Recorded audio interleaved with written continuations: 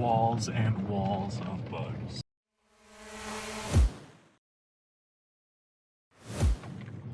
Hey, Cedro, Danny, and Gordon here with Avery Drone. We're out at Willard Bay in Utah, and it's a great place to go wakeboarding, do some swimming.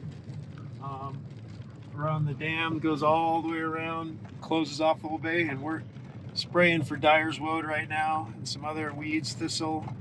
We're going all the way around this whole dam here. This is all fill dirt that brought in a bunch of weeds, so it's a steep slope. It's really difficult to get to.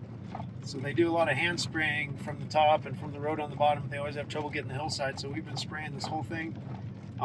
Clean it up really good. It's they said it's better than it's ever looked. Did about a third of it previously, and today we're going to finish up the last 110 acres. You can see this thing goes well farther than you can see. It wraps all the way around here. It's going to be a fun job. We should be able to get it done in about 5-6 hours.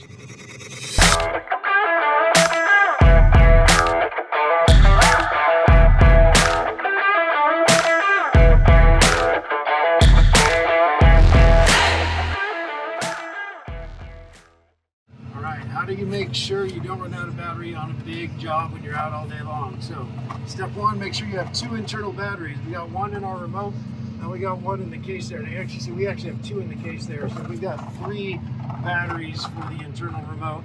And just in case, you also get one of these guys for your cigarette lighter.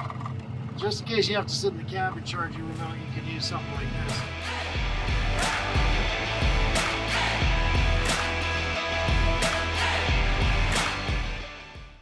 We got to do all the way around this thing. One of the best ways to do that is to map it out ahead of time. So you can come in here, you can see we've got all of these broken up into 2.5 acre sections.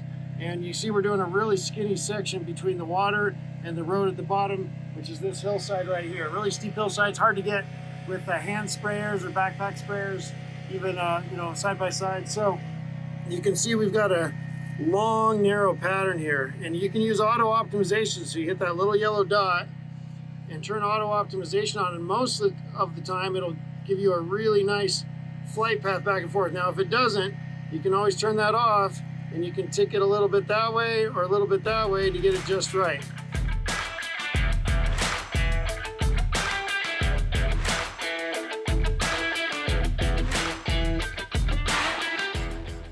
All right, so once you've created your map, you have to decide how you're going to spray. So right here, you've got a place where you can create templates, right? If I can use my thing. So right now it says do not use template, but you can see I have templates stored right here. So let's look at this last one right here.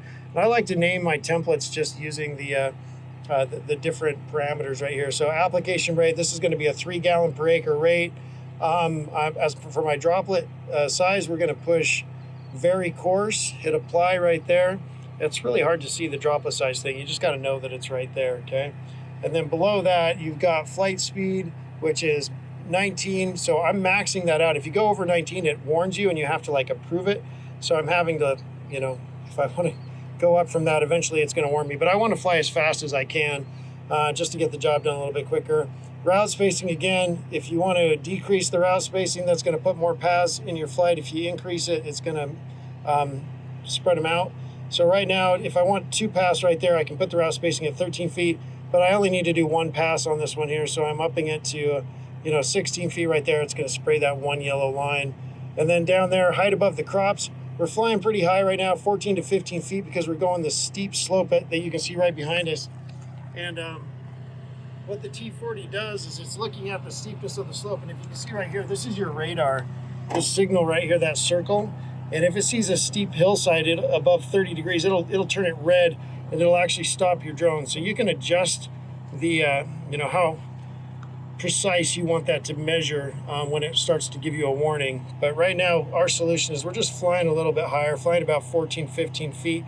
And that way on that steep hillside, we're going to get fewer warnings. It's going to allow us to fly our route without being interrupted.